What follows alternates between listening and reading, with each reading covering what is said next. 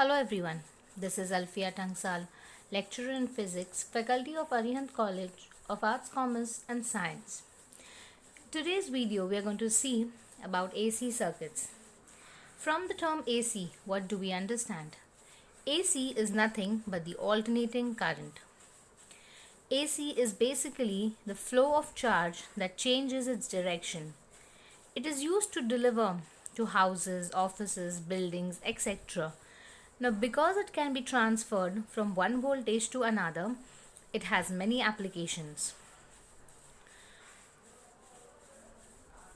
Now, before talking about or moving further ahead, we need to recall what is Faraday's law. Faraday's first law, it states that whenever there is a change in a magnetic flux in a closed circuit, an induced EMF is produced in the circuit. The second law states the magnitude of induced EMF produced in the circuit is directly proportional to the rate of change of magnetic flux linked with the circuit. Now we need to know what is induced current.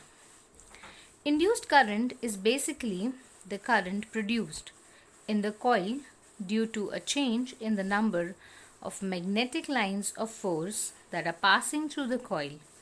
This is known as your induced current. AC generator.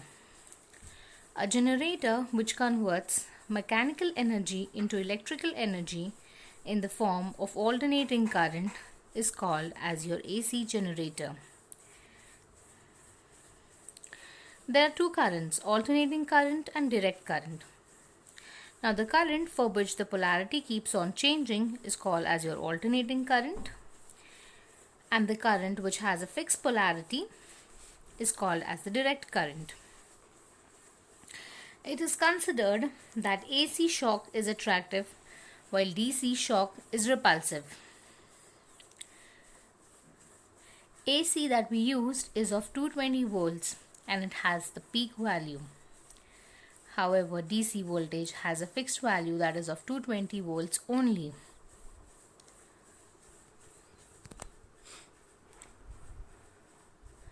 Alternating current. Now, alternating current is defined as the current whose magnitude changes with time and also reverses the direction periodically.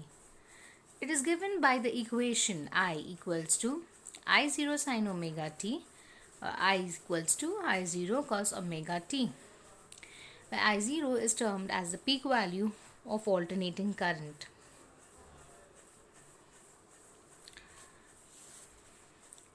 RMS value of alternating current. RMS stands for root mean square of instantaneous current values. The RMS value of alternating current is given by direct current which flows through a resistance. The RMS value of AC is greater than the average value.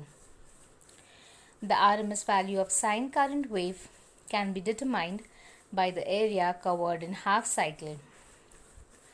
This is applicable to all the waves which include sinusoidal, non-sinusoidal, symmetrical and asymmetrical.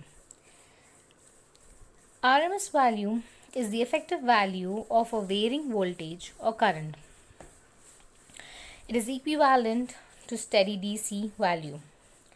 For example, a lamp connected to a 6 volt RMS AC supply will shine with same brightness when connected to a steady 6 volt DC supply. In most books, it is defined as the amount of the AC power that produces some heating effect as an equivalent DC power supply. It is denoted by I to the base RMS or I to the base V. I RMS is equals to 0.707 I0.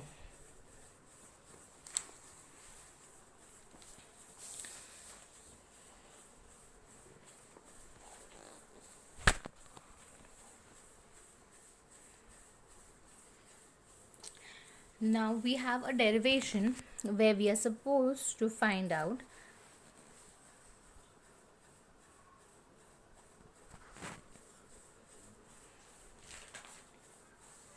Now here what we are going to do is to find out the root mean square value of the alternating signal and derive the relation between the peak value of the alternating signal. We here consider an alternating current of peak value I0 flowing through a resistance R. H be the heat produced in the time t.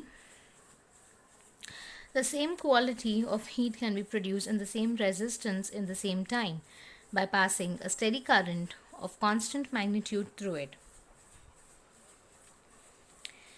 The value of the steady current is called as the effective value or the virtual value or RMS value of the given alternating current, and it is denoted by IRMS.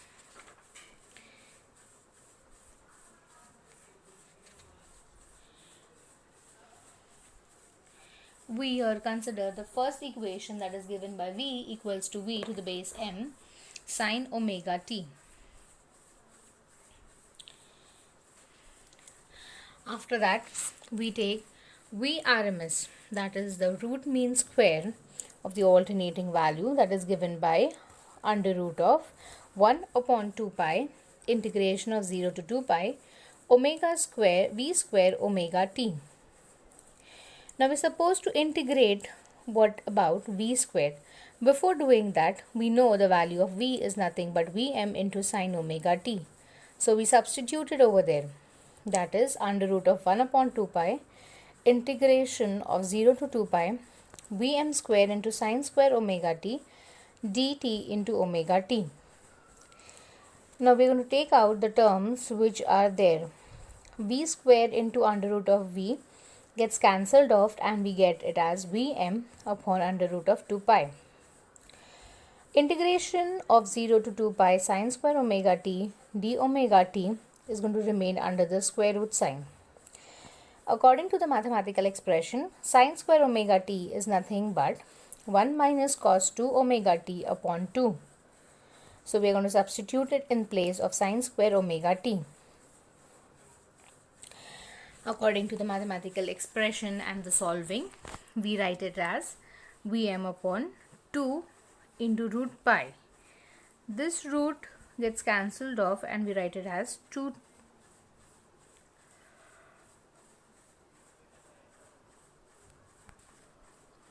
After solving this particular equation, we are supposed to integrate it 0 to 2 pi. Substituting the values, we write 2 pi minus sine 4 pi upon 2 minus 0 plus sine 0 upon 2. That is nothing but 0 and it gets cancelled off. So we are left with 2 pi minus 0. After substitution, what we take is Vm upon 2 into root 2 above, and in the denominator we write 2 upon root pi. This gets cancelled off and root 2 gets multiplied above, so we are right with root 2 upon 2 into Vm, but 2 is nothing into root 2 into root 2, so 1 of the root 2 gets cancelled off and we get 1 upon root 2. The value of 1 upon root 2 is nothing but 0.707 V of M. That is the RMS value that is known to us.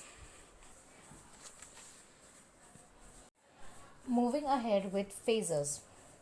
Now phasors are basically rotating vectors. A straight line whose length represents an AC quantity that has both magnitude and direction, that is peak amplitude and phase. Now phasors, this is a scale line as we can see, whose length represents the AC quantity which is having peak amplitude and phase, which is first said to be frozen at one particular point. Anti-clockwise rotation of the vector is considered to be positive rotation, whereas clockwise rotation is considered to be a negative one. A rotating vector that represents a quantity varying sinusoidally with time is called as a phasor. A diagram representing a phasor is called as a phasor diagram, as we can see in the picture. The phasor for alternating EMF and alternating current are inclined to the horizontal axis at angle omega t or omega t plus alpha and rotate in anticlockwise direction. The length of the arrow represents Maximum value of the quantity. The projection of the vector on fixed axis gives the instantaneous values of the alternating current and alternating EMF. In sine form, I is equals to I0 sine omega t and E equals to E0 sine omega t, projection is taken along the y-axis, whereas in cosine form, I equals to I0 cos omega t and E equals to E0 cos omega t, projection is taken on the x-axis. This representation of harmonically varying quantities as rotating vectors enable us to use the law of vector addition for adding these quantities.